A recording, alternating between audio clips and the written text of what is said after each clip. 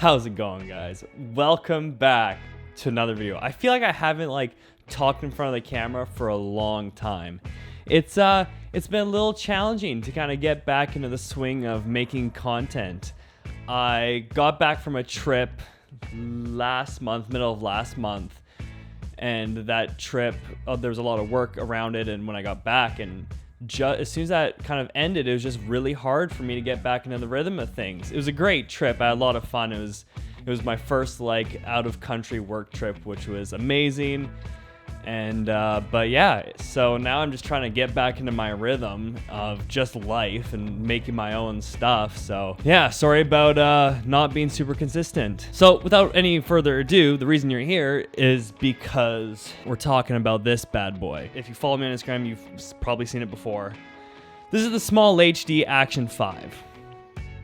It is probably one of, if not the cheapest entry-level budget monitors, on-camera monitors. Now, as you guys know, if you've been following along for any amount of time, I don't think I'm the greatest photographer or videographer. So I like to give advice where I think I'm at, which is more of a, I guess, prosumer, mid-level photographer, cinematographer. So I like to give my honest opinion. But because it is one of the cheaper monitor options, it's about $350, $400. It's really hard to bash it, but it's not good. It's not good at all. It is nice to have a monitor. Don't get me wrong. I think monitors for video are very important. I think having a monitor can unlock a lot of things, and I don't want to say it's a necessary tool, because I don't think any tool is really necessary other than a camera and lens and a mic for video, but it definitely is a really amazing tool and has helped me kind of get a little bit better at cinematography because it really helps you frame things up and helps you see well. But this monitor specifically, it's not great, guys. I'm just gonna get to the point. I'm not gonna beat around the bush with it. It's not awesome. The color difference and the exposure difference and contrast difference are all different from my little LCD screen. Like, the variation is so great that you actually cannot determine proper exposure on that monitor. You have to be double checking your LCD screen if you want proper exposure. I was doing a small shoot. Luckily, it wasn't too bad. It was recoverable, but I totally forgot, and I based the exposure off this, and everything was too underexposed because this monitor is quite a bit brighter than the exposure on there and less contrasty, so it's hard to kind of make that judgment. The only exposure tool that it has is false color, which is a good tool, but for me, I just like my waveform. I think that's a little simpler to have. Now, let me preface this. You can change the HDMI modes in your camera, at least the R5, so that it's displaying exactly what is on your LCD screen on the monitor. But what happens is it turns into like a more square. It cuts off big bars on each side, so it's not filling up the whole monitor. So if you change the settings back to what's originally or default, then it fills up the whole monitor, but you're not getting any of the information your camera's displaying on this. And like I said, monitors are great, especially when it comes to framing and focusing, which I didn't even mention yet.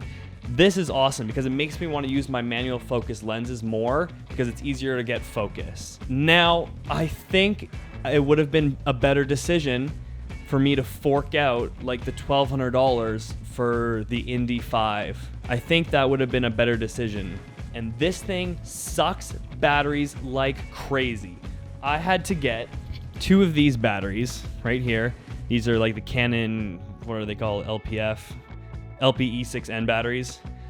These are the SmallHD ones themselves. Now, this is probably my problem, and shame on me. I should have bought bigger batteries, but these are the ones that were recommended, so I just bought them. They were more inexpensive, but it chews through batteries. 2 batteries will not last you half a day. I'd be surprised if 2 batteries last you over 2 hours. It chews up batteries, especially once you turn up the brightness and you have to turn the fan on to keep it cool. Chews them up like crazy. Now, I'd like to experiment with bigger batteries, but I don't have them right now. This is what I have now, and it's not amazing. And I was very hesitant to make this video because it's hard to talk about products you're not stoked about. But all the videos I saw of this monitor were good. Like, no one was saying it was the best monitor, but no one was saying it was a bad monitor. And within the first 2 days of owning it, I was like, it sucks. Like, and I don't want to bash a product. I've owned a SmallHD monitor before, an older one, and it was really good. And yes, I know it's cheap for a monitor, for a 5-inch monitor, for a good monitor. I understand that. Like I said, when it comes to SmallHD, I think SmallHD makes the best monitors. I'm gonna say it right now. You guys can go at it in the comments like we always do. This is the only option other than the Indy 5, which is the next step up. You go $300 to $1,200, so it's almost $1,000 difference. And when you don't have any experience with either monitors, when you're just like, oh, I want a 5-inch monitor for traveling or whatever, or I just want a monitor, that's a tough decision to make, not really knowing the monitor game all that well. I've had experience with the Atomos, whatever, Ninjas, Shinobis, the smaller ones, I don't even know. And I've had experience with SmallHD. And I wanted a SmallHD, and I thought this was going to be a good option. It's plastic, it's light. I like that. I think it's really, really light. But man, it's hard to like really say anything positive about it other than it's cheap for a monitor. $300. Does that justify it not being amazing? Maybe. But maybe there's other budget monitors out there by other companies that are better, that are color accurate, that match what's coming out of your camera. I don't know. Maybe you guys can like comment and see what you think. Maybe a couple of you own this and you can give me your honest impressions and things that you like or don't like about it and what you honestly think about it. But if money was not an issue, if money's not an issue for you, don't get this. I wish I kind of just forked out for the Indy 5. I don't know what else to say. Like, I'm trying not to be too mean, but like I said, I'm also keeping the back of my mind that's $300. But yeah, I thought I'd make this little video. Like I said, it's hard to make videos of products that you're not stoked about, but I thought I'd make it anyway, just in case someone is looking at this monitor and sees my video and can get my honest opinion on it. But other than that, guys, I think a monitor is good to have. I don't think this is necessarily the one for you. It is what it is. I own it now. I will use it. It's fine. The image quality is good, but it's not color accurate or exposure accurate or contrast accurate. Like, what more can I say? Other than, like, those are three major things when it comes to video, and it doesn't have exposure tools that I like. It has false color. Which I don't even know.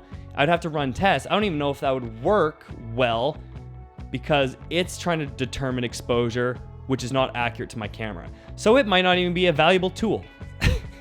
I could go on, but I'm going to end it here. Appreciate you guys watching this video. If you own this monitor or think about getting it, comment down below. I want to hear all about it. And yeah, I'll see you in the next one with hopefully something a little more exciting. Peace. See you guys in the next one.